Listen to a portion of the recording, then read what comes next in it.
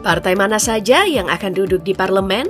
Untuk tahu itu, kita harus menunggu hasil real count KPU secara keseluruhan. Tugas kita adalah percaya sepenuhnya ke KPU. Kita mungkin mau percaya, cuma yang jadi pertanyaan adalah kok bisa ada anomali antara hasil quick count dengan real count KPU?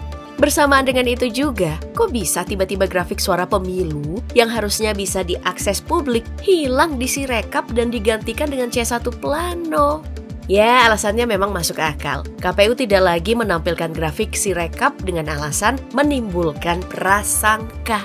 Tapi kan dengan dihilangkannya juga menimbulkan prasangka. Jadi yang salah siapa ini? Itu tadi, kok bisa tidak lama setelah ada beda hasil quick count dengan real count KPU, diagram Sirekap yang tujuannya untuk memantau hasil perhitungan sementara pemilu, tiba-tiba dihilangin. Nah sekarang, untuk tidak terjadi disinformasi lagi ke depan, maka kami hanya menampilkan foto formulir model C-hasil Plano. Berdasarkan hasil real count yang dilakukan Komisi Pemilihan Umum sebelum grafik Sirekap dihilangkan, PDIP jadi partai politik dengan suara tertinggi dalam pemilu legislatif 2024. Perolehan suaranya sebesar 16,39%. Lalu kemudian di posisi kedua ditempati Partai Golkar dengan perolehan suara 15,05%. Partai Gerindra harus tergeser ke posisi ketiga setelah di pemilu 2019 ada di urutan kedua. Kemudian ada PKB dengan perolehan suara sebesar 9,43%, PKS 7,5%, dan Partai Demokrat 7,41%. Lalu PAN dan P3 meraih suara secara berurutan sebesar 6,95% dan 4,01%.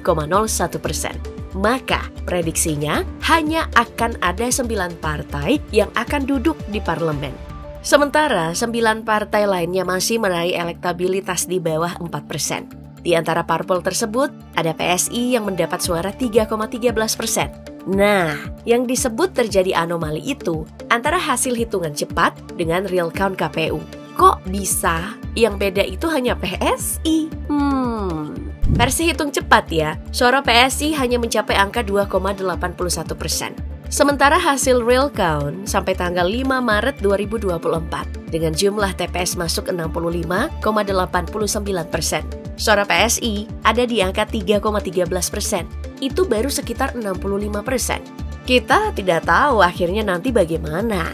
Sebenarnya, kalau kita lihat selisih antara hasil hitung cepat dengan real count, ya nggak terlalu besar. Hanya selisih 0,32% dan itu wajar. Tapi kalau kita merunut awal mula suara PSI tiba-tiba naik, wajar aja kalau banyak orang punya pendapat ada anomali nih, ada penyimpangan yang terjadi.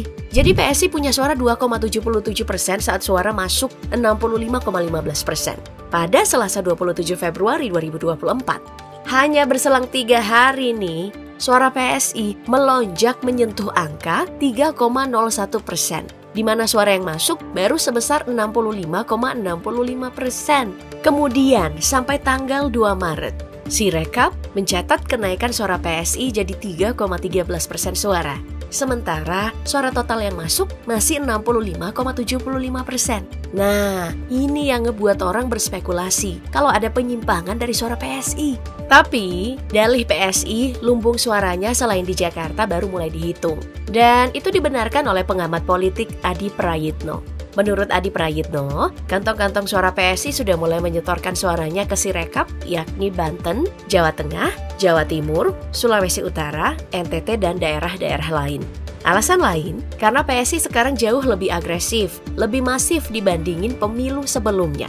Ditambah, ada efek foto Kaesang dan Jokowi dengan tagline PSI, Partai Jokowi, sampai tegak lurus bersama Jokowi yang berseliweran. Nah, ini yang disebut oleh pakar politik Adi Prayitno sebagai Jokowi Effect, yakni kenapa kantong-kantong suara PSI bertambah banyak. Apalagi sebagian besar suara yang belum dihitung itu adalah basis-basis pendukung Jokowi, di mana PSI punya potensi dukungan yang kuat. Ini nih yang jadi alasan kenapa PSI optimis bisa mencapai ambang batas parlemen. Menurut Grace Natali juga, tidak ada kecurangan dalam perhitungan suara. Sarannya adalah mengikuti dan menghormati proses yang sedang berjalan. Politikus PSI, Sheryl Tanzil lebih keras lagi. Laporkan jika memang ada indikasi kecurangan dan itu bisa dibuktikan. Tapi Sheryl sekaligus mengingatkan, siapapun yang menuduh PSI curang untuk hati-hati. Apalagi itu tidak bisa dibuktikan secara hukum. Tapi hati-hati, kalau teriak curang dan menuduh PSI, tapi tidak bisa membuktikan secara hukum. Karena kami pun sangat terbuka, kalau memang ada kecurangan silakan laporkan, kita punya mekanisme, ada Bawaslu ya. Tapi sebenarnya kalau kita bicara lonjakan ya, bukan cuma PSI. Kenaikan yang bisa dibilang cukup konstan juga dialami Partai Gelombang Rakyat Indonesia, Gelora dalam kurun waktu yang sama dengan PSI. Misalnya, Gelora terpantau pada 27 Februari 2024 punya suara 1,06% suara. Perolehan itu tiba-tiba naik jadi 1,1% 2 hari kemudian.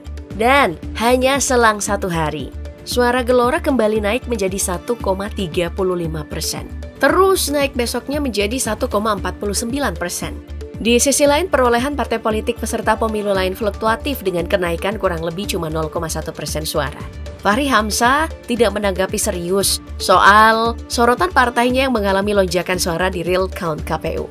Kecurigaan sebenarnya bukan cuma saat perhitungan, jauh sebelum itu. Kalau kita bicara tentang Partai Gelora, sebenarnya kontestasinya di pemilu 2024 sejak awal sudah dianggap problematik. KPU diduga meloloskan verifikasi faktual Gelora dengan cara yang curang. Kecurangan yang dimaksud itu berupa praktik mengubah data partai politik dalam sistem informasi dan mengubah status tidak memenuhi syarat menjadi memenuhi syarat. Padahal sebelumnya ya, Gelora disebut tidak memenuhi syarat. Di sisi lain, di tengah suara PSI dan Gelora yang menjulang, P3 sempat meradang setelah seluruh hasil hitungan cepat tidak menempatkan P3 sebagai partai yang lolos ambang batas parlemen. Bukan cuma hasil hitung cepat, perhitungan real count lebih parah lagi. Karena dari yang sebelumnya pada 27 Februari, suara P3 itu sebanyak 3,58 juta atau kurang lebih 3.058.013. Malah turun menjadi 3,037 juta.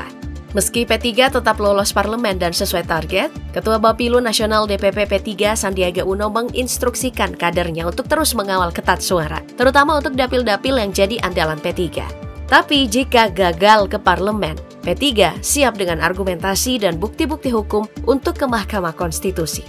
Yang menarik adalah pernyataan Roma Hurmuzi yang menyoroti fenomena ini sebagai upaya penggelembungan suara PSI lewat operasi Sayang Anak.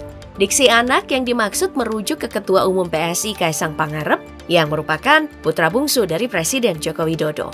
Roha Hurmuzi meminta KPU dan Bawaslu mencermati lonjakan suara dari PSI. Karena jika tidak, Ketua Majelis Pertimbangan P3 ini bahkan mengancam akan membongkar anomali penambahan suara PSI yang tidak wajar jika hak angket digulir. Mengingat, beberapa lembaga survei juga menyoroti kenaikan suara yang tidak wajar dari PSI. Sekarang, bagaimana menjawab anomali ini?